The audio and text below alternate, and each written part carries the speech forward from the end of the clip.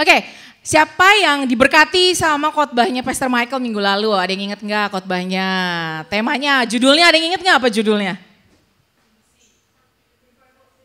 The Revival of Intimacy. Nah, aku mau encourage kita semua ya. Itu kan khotbahnya Pastor Michael tuh minggu lalu tuh banyak banget ya. Isinya tuh isinya banyak banget yang dibagiin sama Pastor Michael. Aku encourage kita semua untuk kita nonton ulang lagi ibadahnya gitu ya. Karena aku yakin apa yang disampaikan Pastor Michael minggu lalu tuh itu adalah pesan yang fresh yang memang Tuhan mau sampaikan untuk kita secara spesifik di Starji. Ya, jadi Tuhan memang lagi mau ngajarin kita untuk bagaimana kita membangun keintiman kita bersama dengan Tuhan. So, I encourage you, every one of you untuk nonton lagi gitu ya. Semuanya itu link ibadahnya ada di YouTube. Jadi buat yang teman-teman mungkin yang belum lihat linknya ada di mana, boleh tanya sama home leaders kalian masing-masing gitu ya. Nanti akan diberikan linknya, basically ada di YouTube-nya gereja kita. Jadi nanti bisa ditonton ulang-ulang lagi. Karena setiap kali kita nonton ulang lagi, biasanya tuh kita akan mendapatkan sesuatu yang baru ya. Yang tadinya mungkin pada saat minggu lalu pas dengerin firman tuh kayak setengah ngerti, setengah enggak gitu ya. Nanti biasanya pada saat kita ngulang lagi, dengerin lagi khotbahnya yang minggu lalu gitu ya. Dan make sure dengerinnya jangan di tempat rame gitu ya, of course gitu, tapi dengerinnya di tempat yang sepi, memang quiet time untuk kita bersama dengan Tuhan. Nah itu bisa didengerin tuh, nanti kalian bisa akan mendapatkan banyak hal yang kalian gak dapetin pada saat di minggu lalu, mungkin pada saat lagi ibadah gitu ya. Nah sebenarnya tuh hari ini aku mau bahas tentang generosity sebenarnya harusnya hari ini ya. Jadi aku sebenarnya udah prepare itu dari bahkan dari sebelum Pastor Leo tuh di ibadah umum ngomongin tentang generosity. Tapi karena lewat beberapa kali pertemuan dan lain sebagainya, kayaknya di ibadah umum juga udah disampaikan gitu ya. Terus waktu Ko Agung juga lagi khotbah juga ada menyinggung tentang generosity gitu ya. Bagaimana berbagi, dia punya kehidupan dia bagi untuk orang lain gitu ya. Dan pas minggu lalu Pastor Michael ngebagiin firmannya tentang the revival of intimacy.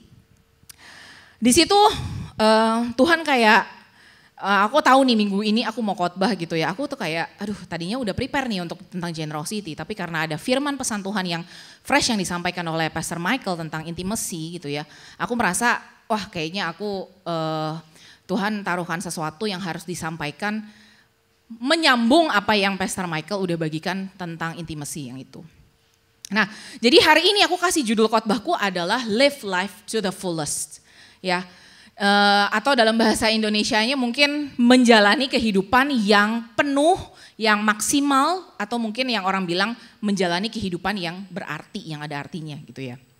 Nah sekarang aku mau tanya, sesuatu itu dianggap berarti atau sesuatu itu dianggap kita melakukan secara maksimal tuh gimana sih? Oke, paling gampang kita bayanginnya gini aja deh, barang ya, sesuatu yang sifatnya barang. Barang itu kalau dianggap berarti buat seseorang, barang itu dianggap berarti buat aku secara pribadi, itu tuh kayak apa sih? Yang kalian, ada satu barang yang kalian anggap itu sangat berarti, itu sangat berharga. Coba kalian sekarang coba pikirin ya, kira-kira di dalam kehidupan kalian ada gak barang yang kayak gitu? Sesimpel kayak misalnya, kalau aku dulu waktu kecil aku tuh suka banget ada satu selimut yang aku suka banget ya. Selimut yang aku suka banget sampai orang mau kasih selimut lain dengan harga yang lebih mahal juga I don't care. Karena kalau selimut itu sampai dicuci itu aku bisa sampai kayak please deh jangan dicuci tuh selimut kalau bisa gitu. Karena gue gak bisa tidur pakai itu. Meskipun aku sebenarnya pelor gitu ya, nempel langsung molor juga gitu sebenarnya. Cuman selimutnya ketika diganti, kalau diganti yang baru selimutnya pasti pas tidur gak bisa langsung bener-bener tidur tapi bolak-balik dulu gitu. Karena rasanya kok ada yang gimana gitu. Nah kalau kalian ada nggak yang seperti itu? Pasti aku cukup yakin dalam setiap kehidupan kita pasti kita pernah ya ngalamin yang namanya punya barang yang kita anggap sangat-sangat amat berarti yang orang lain mau gantiin dengan versi yang kayak apapun tuh buat kita kayak nggak ada kita bilang kayak udahlah daripada gue diganti itu gue mendingan nggak usah deh. Kayak anakku si El punya yang namanya satu guling keramat itu ya. Buat kita kalau kita lihat tuh guling kayak apaan sih? gitu ya. Udah mana gulingnya kecil, udah gitu sarungnya juga udah warnanya juga udah butek gitu kan. Kadang udah bau jigongnya dia, udah bau susu. Tapi ya coba kalian beliin guling yang harganya 1 juta. Kasih ke El, gak bakalan dia mau ditukar. Kenapa? Buat dia itu berharga banget. Karena dia bilang bahwa I cannot live without this bolster gitu. Gue gak bisa hidup tanpa guling ini. Gue gak bisa tidur kalau gak pakai guling ini. Nah, I'm pretty sure di dalam setiap kehidupan kita tuh ada hal-hal yang kita anggap sesuatu yang kita anggap berarti gitu ya. Nah, sekarang aku mau kasih bukan perumpamaan ya, tapi sebuah analogi gini. Let's say aku ini adalah seorang manufacturer atau aku adalah seorang pembuat handphone. Kira-kira nih ya, kalau dari sisi pencipta atau dari sisi yang bikin handphone, yang create handphone, apakah kita akan mempertanyakan HP ini, handphone ini, itu berharga atau enggak ya, berarti atau enggak ya? Kan enggak mungkin ya, karena tentu aja kalau kita rasa enggak, kalau aku sebagai handphone manufacturer menganggap handphone itu enggak penting, buat apa aku bikin? Ya kan? Kayak ngapain gue bikin, kayak kurang kerjaan gitu kan, ngapain bikin handphone kalau emang sebagai pembuat handphone aku merasa ini bukan sesuatu yang penting atau ini bukan sesuatu yang berarti. Atau dengan kata lain kalau nggak ada gunanya, kalau nggak ada value-nya buat apa capek-capek bikin, itu kan buang-buang waktu ngapain. Tapi dari sisi pemakai handphone atau pengguna handphone ya, yang penikmat handphone ini, tentunya orang pasti mau beli kalau memang dia tahu juga bakalan berguna buat dia gitu kan. Dan ada value-nya gitu. Once udah nggak ada artinya nih, once udah nggak ada value-nya, apalagi kan zaman tren tuh berjalan terus ya. Handphone, baru juga keluar handphone ini, nggak lama keluar lagi gitu ya. Samsung aja S21 aja baru keluar, nggak lama udah keluar lagi S22 gitu. Jadi mau ngikutin tren sampai kapanpun tuh nggak akan ada habisnya gitu. Dan at the end kalau kita terus-terusan ngikutin tren yang ada di dunia ini tentang handphone, pasti bentar-bentar ya, merasa udah gak ada value-nya, gue jual aja deh, gue ganti lagi yang baru. Terus nanti ada keluar lagi yang baru, gue jual aja deh, gue ganti yang baru karena mau terus-terusan in di tren yang ada. Padahal kalau kita merasa handphone ini berharga nih ya, mau ada tren kayak apapun, mau ada keluar model baru apapun, tapi kalau kita merasa ini ada harganya, kalau ini ada memorinya yang personal buat kita, pasti kita gak bakalan mau jual. Ya, nggak akan kita mau jual nih barang ini, gitu loh. Maksudnya mau dikasih handphone yang lain dan lain sebagainya, selama kita rasa ini memang masih bisa dipakai kok, gitu ya. Itu pasti kita nggak akan mau jual karena ada personal experience bersama dengan handphone ini yang artinya membuat handphone ini berharga untuk seseorang, ya kan. Dan contoh lain gitu ya, kalau ngomong mobil juga sama gitu. Jadi si pembuat mobil atau pembuat manapun, creator manapun itu nggak akan bingung dengan value dari barang atau sesuatu yang dia ciptakan tuh dia gak akan pernah bingung. Yang bikin bingung itu adalah si penggunanya. Yang bingung ini value-nya tuh gimana sih sebenarnya, karena kalau ngikutin tren akan terus-terusan ada yang baru. Dunia selalu offer something yang baru yang bikin kita tempted untuk kita mengganti yang lama menjadi yang baru. Nah jadi kalau kita lihat nih ya dari perumpamaan dan cerita tadi ke handphone, terus kayak ceritaku kalau aku punya selimut yang keramat, si El punya guling yang keramat, si mobil juga kayak gitu. Mobil kan juga sebenarnya sampai sekarang ya, mobil udah dari tamat tahun berapa juga sampai sekarang kalau mau dicari sebenarnya masih ada aja yang pakai, gitu kan. Handphone juga dari zaman berapa juga sebenarnya masih ada aja yang pakai handphone jadul itu, yang mungkin harganya paling cuman secara value mungkin dilihat sekaset Mazda paling cuman harga 200.000, 300.000. Itu cuman kayak tukang jualan handphone ngebeli handphone kita cuman karena kita kasihan aja gitu kan. Harga kasihan itu 200.000, 300.000 sebenarnya dihargain gitu kan. Tapi buat orang yang punyanya itu dia menganggap itu sesuatu yang berharga. Gak ada nilainya gitu. Nah jadi karena sejatinya value terhadap sesuatu yang kita punya nih bukan didefine oleh keadaan sekitar kita, bukan didefine oleh opini orang lain terhadap barang yang kita punya. Mau orang lain itu bilang gak ada harganya, disuruh jual aja. Tapi kalau kita sebagai pemilik atau pengguna barang itu, handphone itu, mobil itu, menganggap bahwa we have personal experience with this. Mau disuruh tuker apapun dengan sesuatu yang tren di dunia ini, we will not trade. Kita nggak akan pernah gantiin, kita nggak akan pernah tinggalin and then let's say, oh udahlah gue tinggalin aja and then gue ikut dengan apa yang menjadi tren di dunia ini. Dan ini yang kadang kita suka lupa gitu ya. Di dalam kehidupan kita juga sama gitu. Keberartian sesuatu di dalam kehidupan kita itu tidak ditentukan oleh apa yang ada di sekitar kita. Tapi kembali lagi kepada pribadi kita masing-masing, seberapa kita menganggap hal ini, sesuatu barang itu penting atau berarti. Nah sama dengan halnya kehidupan kita ya, Tuhan sebagai pencipta di dalam kehidupan kita, dia tuh gak pernah bingung sama value-nya kita. Tuhan selalu melihat kita sebagai creation-nya dia, Tuhan sebagai creator yang meng-create, yang menciptakan kita, dia gak pernah bingung bahwa kita ini adalah manusia yang valuable atau enggak. Creator gak pernah bingung apakah creation-nya itu berharga atau enggak. Definitely valuable. Kalau gak valuable buat apa ada? Kayak Tuhan kita kayak kurang kerjaan. Ya mending dia ciptain yang lain aja gitu kalau dia rasa lebih berharga yang lain atau lebih berarti yang lain. Lebih ada value-nya yang lain dibandingkan dengan kita. Tapi enggak gitu loh, kita tuh diciptakan sama Tuhan karena Tuhan tahu bahwa kehidupan kita, hidup kita ini valuable, berharga banget for His kingdom and His people.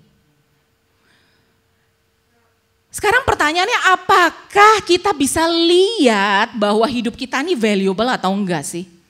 Pertanyaannya itu. Kita bisa lihat gak sih seperti Tuhan melihat kehidupan kita? Apakah lama-lama kita melihat diri kita itu bergeser karena kita lihat tren yang ada sekarang di dunia ini, kita mau eksis, kita mau relevant with the world?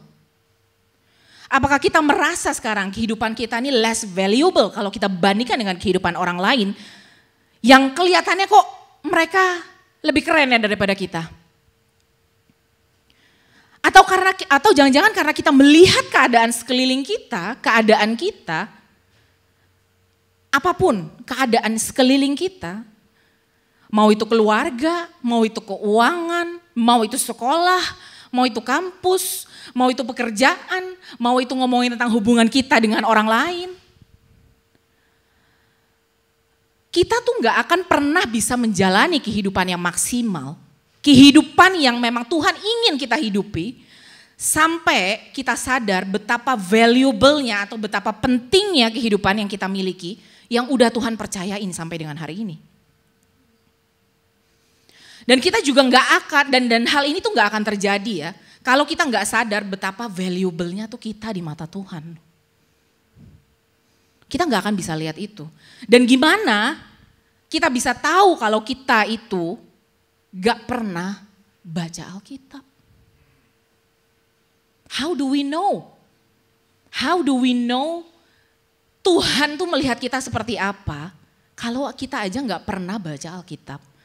Kita gak pernah merenungkan firman Tuhan.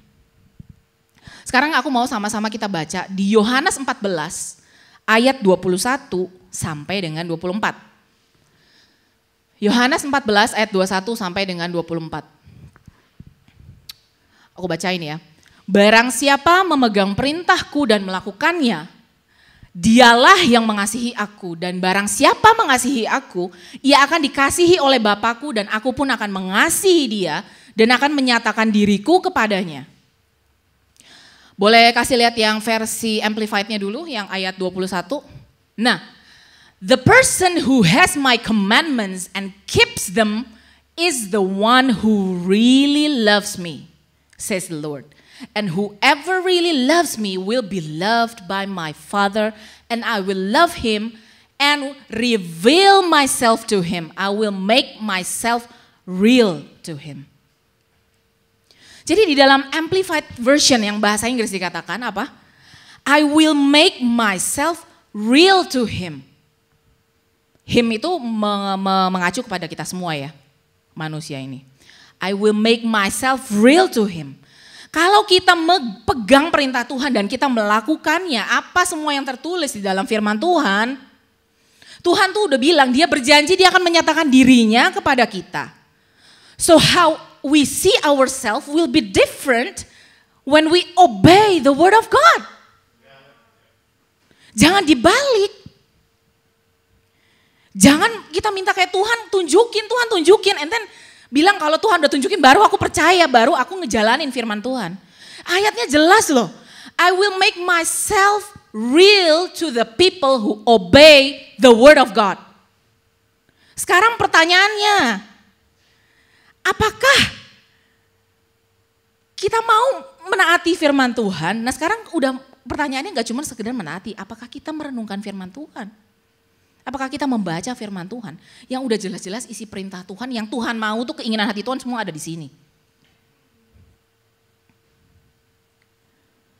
Dan seberapa kita value Tuhan di dalam kehidupan kita itu menentukan seberapa kita mau spare our time to read the word of God. Jadi dalam firman Tuhan itu udah jelas ya, bahwa how we value the word of God shows how we value our God. And how we value our God and His word determines how we value our lives. Jadi bagaimana kita melihat kepada diri kita sendiri, kepada kehidupan kita, itu tuh bergantung dari firman Tuhan loh. Tuhan tuh akan reveal, Tuhan yang akan menyatakan dirinya semua-muanya kepada kita. Dikatakan apa? To the person who has my commandments and keep the commandments. Jadi jangan dibalik urutannya. Kita datang ke Tuhan, minta Tuhan reveal semuanya. Tapi Tuhan nanya, kamu kemana aja? All my commandments is in the Bible. Dan sekarang Bible itu udah lebih gampang, it's all in the gadget. Kalau kita bisa gunakan teknologi dan benar-benar kita manfaatkan to read the word. Promise of God, katakan, He will reveal Himself to us. He will make Himself real to us. So dari ayat yang ini, dari ayat Yohanes tadi, kita harus make sure to obey His commandments. Enggak cuma obey, sekarang gini, caranya kita obey gimana kalau kita enggak love and learn the word. Ya, jadi kalau kita nggak pernah baca, ya kita mau obey apa juga bingung gitu kan. Kayak apa yang harus gue lakuin kalau gue aja nggak baca firman. Terus apalagi ya dengan sosial media sekarang ini. Kayak kita bisa dengan mudahnya melihat kehidupan kita, nggak cuma sosial media ya. Intinya dengan setiap tren yang ada di dunia ini. Dengan perkembangan yang ada yang sangat pesat di dunia ini yang ada, yang hari ini bisa A, besok tiba-tiba bisa B, udah berkembang dengan cepat. Kita bisa dengan mudahnya melihat hidup orang lain itu kayaknya lebih keren daripada kita. Terus kita merasa kayak kalau kita udah berpegang sebagai satu-satunya firman itu sebagai satu-satunya kebenaran, sumber kebenaran dalam kehidupan kita. Kadang kita juga masih bisa lihat yang kayak, kok kayaknya gue membandingkan hidup dengan orang lain kayak begitu gitu ya. Kayak orang lain kok hidup kok kayaknya lebih keren. Orang lain tuh kok kesannya kayak membuat kita jadi kesannya kayak kita melihat kepada diri sendiri, kita melihat bahwa kok hidup gue tuh sebenarnya valuable apa enggak sih di hadapan Tuhan, kok orang lain bisa lebih keren daripada gue. Nah ini sebenarnya adalah lie of the devil yang terjadi di dunia ini. Dunia ini tuh pengen mengambil identitas kita sebagai anak Tuhan yang jelas-jelas sudah real dinyatakan di dalam firman Tuhan tentang siapa kita di dalam Tuhan. Identitas itu yang lagi mau diambil di dunia ini. Sampai akhirnya kita bisa one day kita bilang bahwa lama-lama gue stres juga nih hidup. Kok hidup gue kayaknya gini-gini aja. Dan itu yang kenapa makanya generasi sekarang di dunia ini bentar-bentar mengklaim dirinya stres, depresi, mau bunuh diri, dan lain sebagainya. Karena tidak melihat hidupnya valuable. Sama seperti Tuhan melihat hidupnya valuable.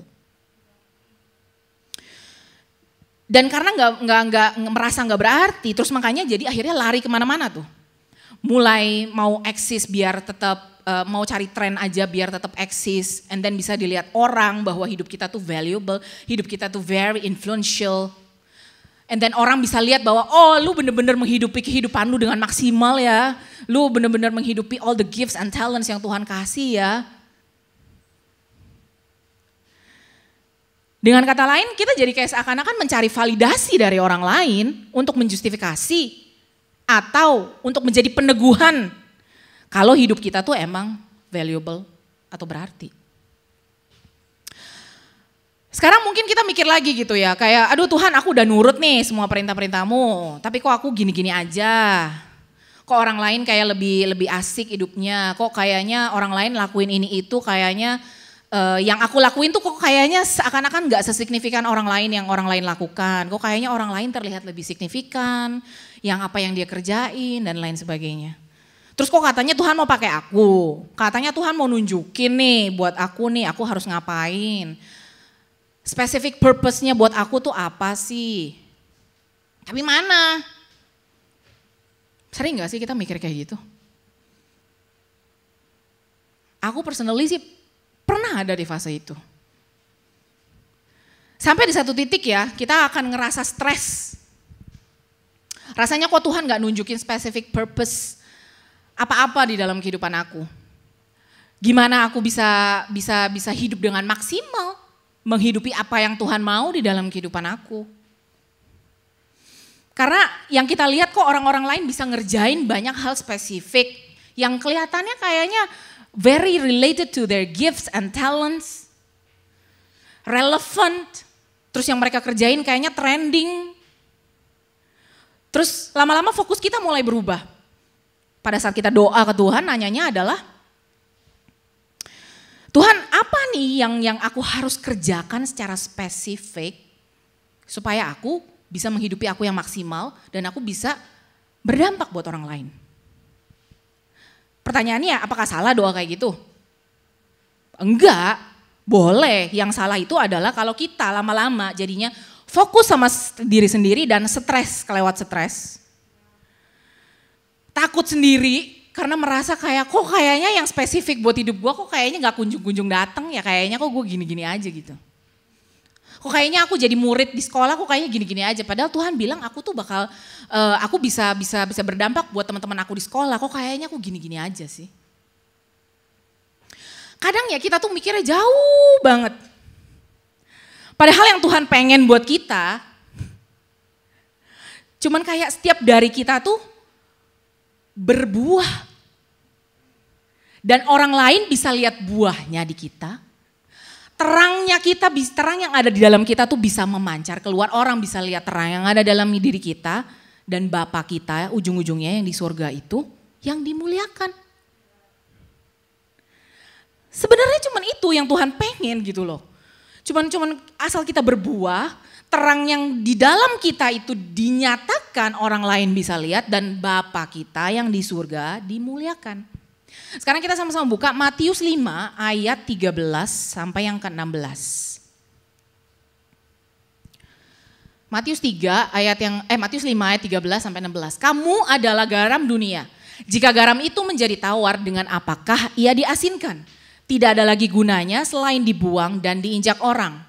Kamu adalah terang dunia. Kota yang terletak di atas gunung tidak mungkin tersembunyi.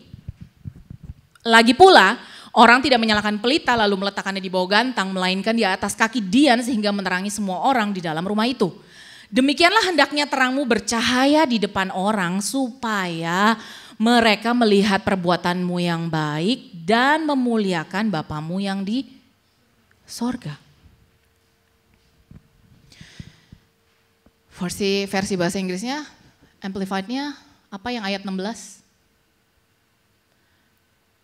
Let your light shine upon men in such a way that they may see your good deeds and moral excellence and recognize and honor and glorify your Father who is in heaven. Jadi dibilang dari ayat yang Matius 5 ini dibilang apa? Biar orang lain tuh memuliakan Bapa kita yang di sorga. Nah, untuk supaya orang lain bisa lihat pencerminan Bapa di dalam kehidupan kita, Dan orang lain bisa memuliakan Bapa ketika mereka melihat kita. Apakah kita harus jadi pendeta besar? Apakah kita harus jadi orang yang nomor 1 di Indonesia? Ngalahin Pak Jokowi gitu. Apakah kita harus punya bisnis yang besar dulu baru bisa memuliakan Bapa yang di surga? Atau mungkin buat kita yang ada di sekolah, apakah kita harus menang kompetisi olimpiade dulu nih supaya bisa dinotis orang-orang, and then baru Bapa bisa dimuliakan, baru orang-orang bisa memuliakan Bapa di surga? Kan enggak. Kalian tahu enggak sih kenapa kita semua nih dari kecil ya? Dari kita kecil sampai sebelum kita kuliah akhirnya menentukan sebuah jurusan yang spesifik. Semuanya mengemban akademi yang sama. TK, SD, SMP, SMA. Ya, terus mau sekolahnya, mau bilang kayak, nggak ada tuh anak kecil yang tiba-tiba bilang kayak, aku pengen langsung jurusan kedokteran. Ya orang tuanya juga akan mikir kayak, lu udah belajar apa emangnya? TK belum, SD belum, SMP belum, SMA juga belum. Jadi kita nih di dalam kehidupan kita sehari-hari juga sebelum kita masuk dalam satu fase di mana kita bisa masuk dalam jurusan yang spesifik dalam kita belajar, kita harus belajar hal-hal yang general dulu. Pelajaran yang general yang memang common knowledge yang harus semua orang pelajari. Sama halnya juga kayak kita udah misalnya ngambil jurusan kedokteran. Yang kita harus pelajarin juga apa? Sebelum ngambil jurusan spesialis kedokteran, pasti kita harus belajar jadi dokter umum dulu dong. Gak ada tuh yang pas mau ngambil kedokteran tahu-tahu langsung bilang, aku mau jadi langsung dokter jantung. Lah, kalau belum belajar anatominya semua lengkap bisa tahu-tahu jantung bukannya di sini tapi adanya di belakang gitu kan. Karena kita gak tahu the common knowledge of being a general practitioner atau dokter umum. Nah, sama dengan kehidupan kita gitu ya. Kadang kita merasa kayak kalau memuliakan Bapa di sorga tuh kita harus spesifik banget. Sampai lupa bahwa ada fase di mana Tuhan mau bawa kita kepada common things yang Tuhan mau kita semua tuh lakukan. Every one of us tuh lakukan. Sesimpel menjadi garam dan terang dimanapun kita ada. Enggak selalu serta-merta harus langsung spesifik, kita minta Tuhan spesifik semuanya. Enggak. There are times di mana Tuhan mau proses kita melewati hal yang common yang memang semua orang harus lewatin. Sampai one day Tuhan akan percayakan the specific purpose di dalam kehidupan kita. Kadang kita langsung nanyanya tuh ya gini, aduh gue mau hidup maksimal nih, pokoknya gue mau melakukan apa yang Tuhan mau kerjakan dalam kehidupan gue. Tapi kadang kita mikirnya kejauhan, kita mikirnya terlalu spesifik, kita mikirnya minta Tuhan terlalu spesifik. Tapi Tuhan bilang, lu TK dulu, SD dulu, SMP dulu, SMA dulu, baru tuh nanti jurusan spesifik. Kalaupun ternyata udah ngambil jurusan spesifik, masih ada lagi yang lebih spesifik. Misalnya nanti pada saat kamu mau ngambil S2, atau kalau sekolah kedokteran kamu ada jurus spesialis. Ada lagi lebih dalam lagi. Jadi kadang di dalam kehidupan kita bersama dengan Tuhan, kadang tuh kita mikir kayak, to be salt and light to the earth, to the world itu kayak, harus yang luar biasa banget gitu. Kita jadi mengkotak-kotakan apa yang menjadi purpose-nya Tuhan di dalam kehidupan kita. Kita kadang mengkotak-kotakan apa yang namanya kayak gue baru bisa hidup maksimal tuh kalau misalnya Tuhan udah tunjukin tuh specific purpose-nya di dalam kehidupan gue apa. Padahal tuh enggak. Sesimpel kita berbuah, orang lain bisa menikmati buahnya, dan Bapa kita di surga dimuliakan. So whatever things you do right now, it doesn't matter. Pertanyaannya, apakah kita berbuah? Apakah orang lain bisa menikmati buahnya? Apakah kita menjadi terang dan orang lain bisa lihat terang yang di dalam kita yang adalah Tuhan itu tersampaikan atau enggak? Jadi kita tuh suka lupa dan terlalu fokus buat nyari specific purpose yang Tuhan mau kerjain dalam kehidupan kita. Kayaknya kalau belum ada specific purpose atau belum ada special task gitu ya. Kayaknya tuh hidup ini tuh hampa gitu, hambar. Kayaknya Jadi terang dan garam tuh gimana sih, kok kayak orang lain bisa lebih signifikan daripada gue ya, gimana jadi itu gitu. Kok yang gue kerjain aja kayaknya gak spesifik dan gak significant for other people. Karena kita tuh melupakan ya proses yang Tuhan pengen kita lewati. For us to live the life to the fullest, harusnya di dalam setiap proses yang Tuhan bawa kita, ya we live the life to the fullest. Live life to the fullest itu bukanlah sebuah tujuan akhir. Harusnya di dalam setiap season Tuhan bawa kita sekarang nih, ya we live our life to the fullest still. Nggak harus nunggu nanti nih gue udah jadi, kalau perumpamaan tadi gue udah jadi dokter spesialis nih ya, baru I can live my life to the fullest. Padahal enggak, di dalam setiap season kehidupan kita sekarang ini, Tuhan lagi proses kita dimanapun, we should live our life to the fullest. Sama seperti Tuhan pengen kita tuh juga menghidupi yang memang Tuhan pengen kita lagi hidupi sekarang itu. Kenapa kita harus nunggu nanti, kenapa kita harus ngelihatnya kayak, wah gue harus tunggu gue dibukakan opportunity untuk jadi gini baru so that I can live my life to the fullest. So you have to remember, living your life to the fullest is not your end destination. Itu harusnya menjadi kita punya parameter di dalam setiap season kehidupan kita. Mau kita lagi susah, mau kita lagi gampang, mau kita lagi senang, mau kita lagi sedih. Tuhan tuh melihat kita sebagai pribadi yang valuable, yang seharusnya berkat Tuhan tuh tetap selalu ada di dalam setiap season kehidupan kita. Dan bahkan kita gak perlu hanya serta-merta bergantung sama berkat so that we can live life to the fullest. Dan kita buka ini ya, kita buka di Markus 9 ayat yang ke-49. Kalau tadi kan kita ngomongin tentang garam dan terang, di sini dibilang gini. Karena setiap orang akan digarami dengan api. Yang versi bahasa Inggrisnya, for everyone will be salted with fire. Bingung gak? Kadang kita ngerasa hidup kita tuh kan hambar gitu ya, kayaknya kok gini-gini aja, hidup gue tuh biasa-biasa aja. Padahal seharusnya Tuhan pengen kita menjadi salt and light. Tuhan pengen kita menjadi garam dan terang. Tapi kita merasa kayak gimana caranya, orang gue aja hidupnya begini-begini aja. Gak ada keren-kerennya, gak ada bagus-bagusnya gitu, kayaknya biasa-biasa aja gitu, gak ada signifikan-signifikannya. Mungkin kita harus bertanya, apakah kita lupa dengan yang namanya proses? Karena for everyone will be salted with fire. Fire di sini itu adalah apa? Pemurnian. Pemurnian bicara soal proses. Jadi supaya garam itu tidak hambar, everyone will be salted with fire. Setiap dari kita, kalau kita mau berfungsi menjadi garam dan terang, garam kita gak boleh hambar. Dan supaya garam kita gak hambar, salted with fire. Apakah kita say yes to the process? Apakah kita menolak proses Tuhan? Apakah kita menolak proses pemurnian yang dari Tuhan? Api pemurnian yang dari Tuhan dalam kehidupan kita. Jadi hambar tuh gak selalu serta-merta kayak kenapa ya gue. Nah sekarang pertanyaannya, kita obey the word of God, kita obey the process apa enggak? Kita mau masuk di dalam prosesnya Tuhan atau enggak? Karena kalau dibilang garam gak bisa hambar tuh ayat tadi gak bakalan diomong. Kalau garam hambar ya dia gak akan diinjak orang dan lain sebagainya. Kalau garam selalu pasti asin, gak akan ada ayat itu.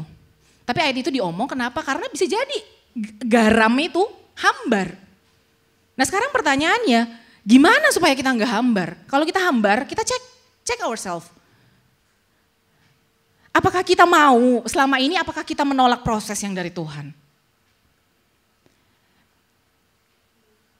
Because everyone will be salted with fire. It says everyone, gak ada exception, every one of us will be salted with fire. Versi New Living Translation ya dibilang, for everyone will be tested with fire. So every one of us, no exception, will be tested with fire. api pemurnian yang daripada Tuhan.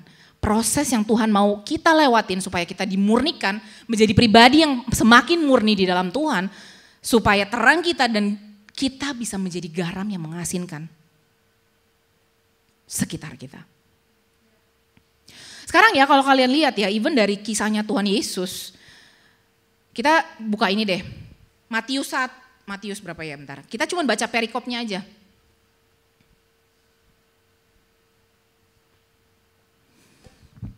Matius 2 ayat yang ke-13 perikopnya bilangnya apa? Penyingkiran ke Mesir. Jadi di situ adalah Yesus waktu itu masih kecil banget dan Herodes tuh lagi mau ngebunuh anak-anak yang ada di sana gitu ya.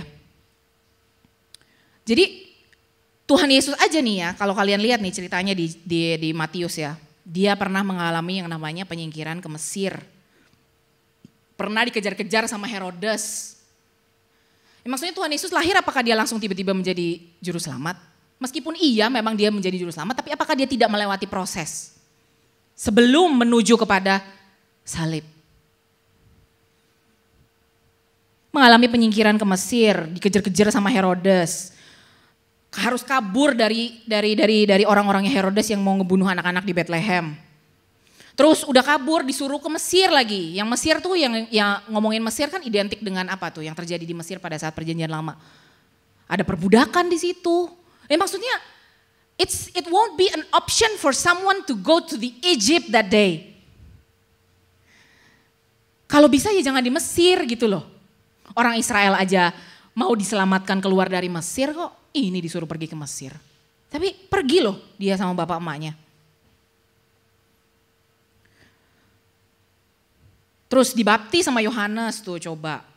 SOP-nya Tuhan ya memang kalau misalnya Yesus itu harus dibaptis ya dibaptis. Terus di Matius 4, pencobaan di padang gurun. Yesus hidup di dunia sebagai manusia pada saat itu. Juga mengalami pencobaan di padang gurun. Apakah dia skip? Kalau skip nih abis Matius 3 langsung ke Matius 5 nih mungkin. Matius 4 hilang tuh kan, kalau kayak orang Cina 4 kan angka sial tuh dihilangin gitu. Jadi habis Matius 3, Matius 5 gitu kan. Kan kagak. Ada Matius 4 di sini dibilang pencobaan di padang gurun. Yesus loh dicobai loh.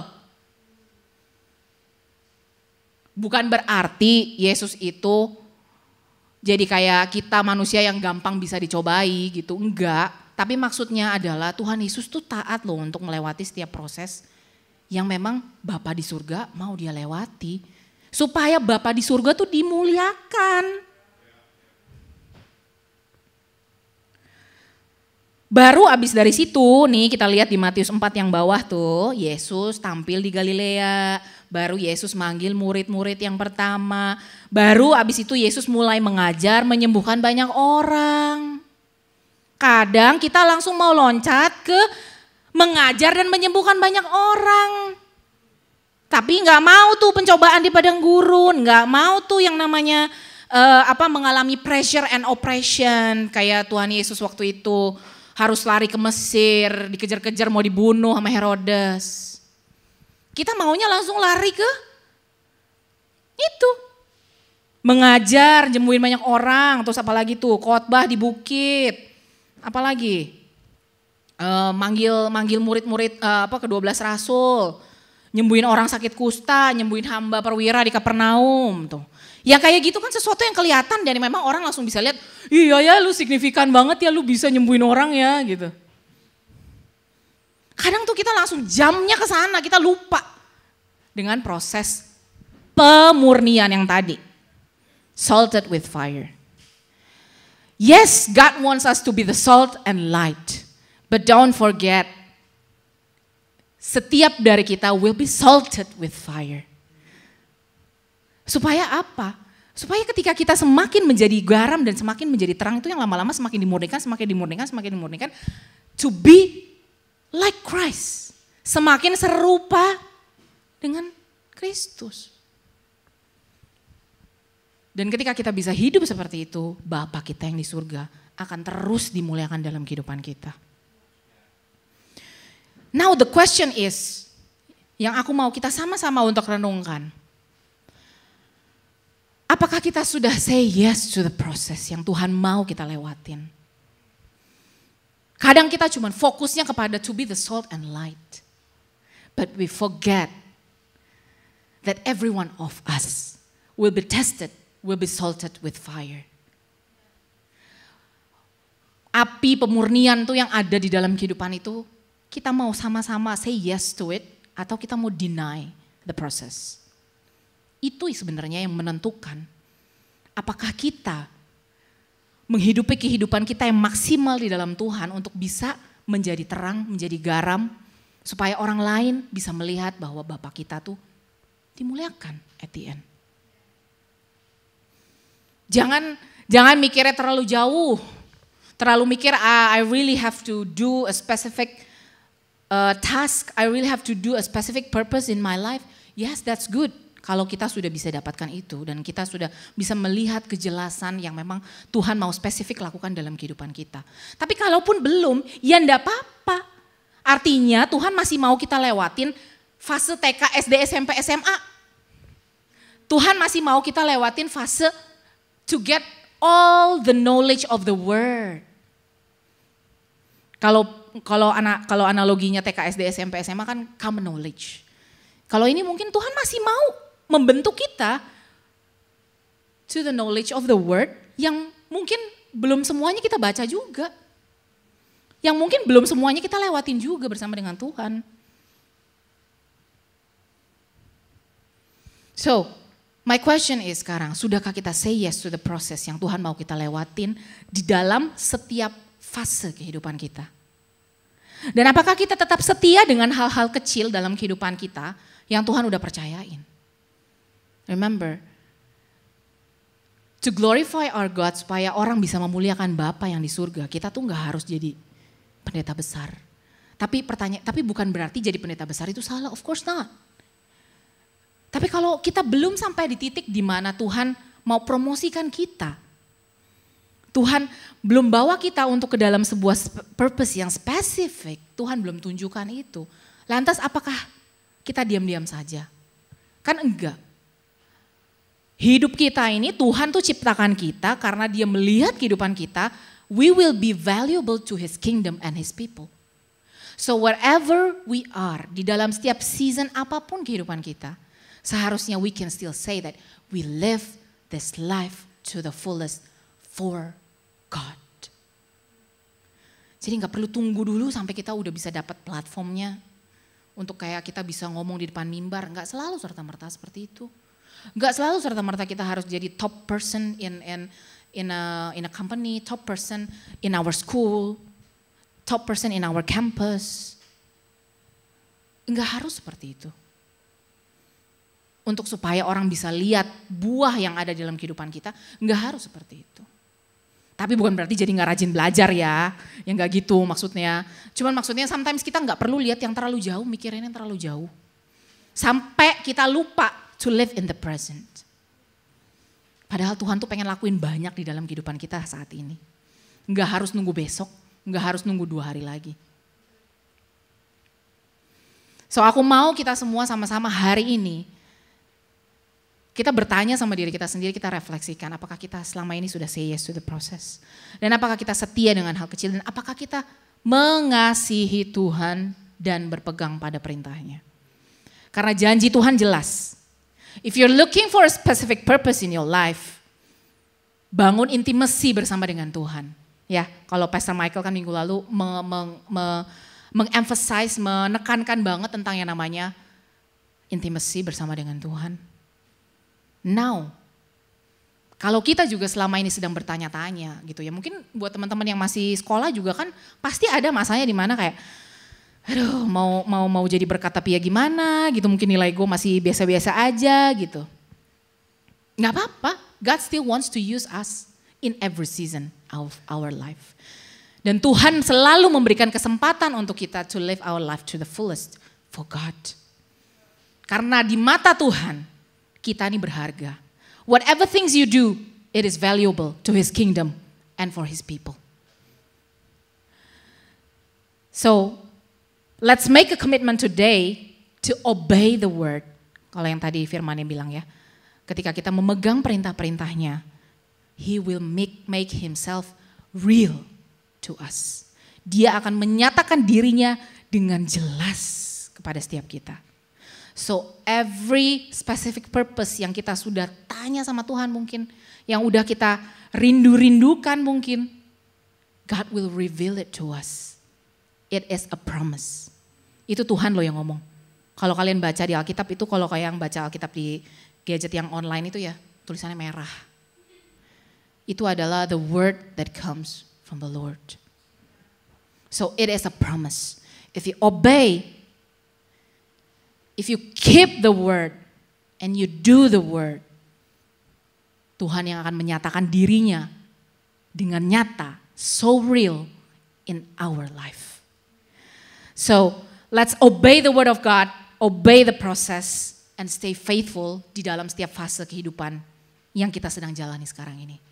Because God sees us as a valuable person, dan setiap apapun yang kita lakukan, sekecil apapun itu, God still values whatever things that we do for His kingdom and His people. Amen? Yuk kita sama-sama bangkit berdiri. Kita berdoa. Tuhan Yesus, terima kasih Tuhan buat firman-Mu, buat pesan-Mu yang Engkau sampaikan hari ini Tuhan, yang mengingatkan kepada setiap kami. Untuk kami tidak hanya sekedar mengejar sesuatu yang belum kelihatan tapi jauh di depan sana.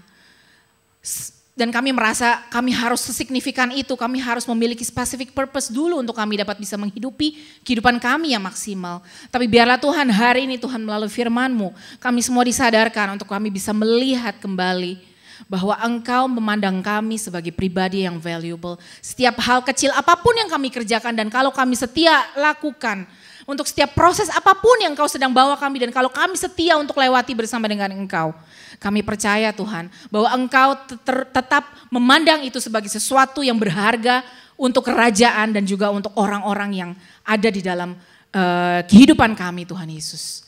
Thank you Jesus. Aku mau berdoa Tuhan, biarlah setiap kami Tuhan bisa hari ini bisa membuat sebuah komitmen untuk kami mau belajar untuk merenungkan firman-Mu, dan tidak hanya sekedar merenungkan tapi kami melakukannya, kami memegang setiap perintah-perintah-Mu Tuhan, dan kami juga mau stay faithful dengan setiap apapun yang Engkau percayakan di dalam setiap fase kehidupan kami Tuhan. Dan kami percaya Tuhan Engkau yang akan terus membawa kami naik di dalam setiap kehidupan kami, so that we can live our life to the fullest for you God. Thank you Jesus, terima kasih Tuhan. Kami menyerahkan kehidupan kami ke dalam tangan-Mu. Di dalam nama Tuhan Yesus, setiap kita yang percaya sama-sama katakan amin.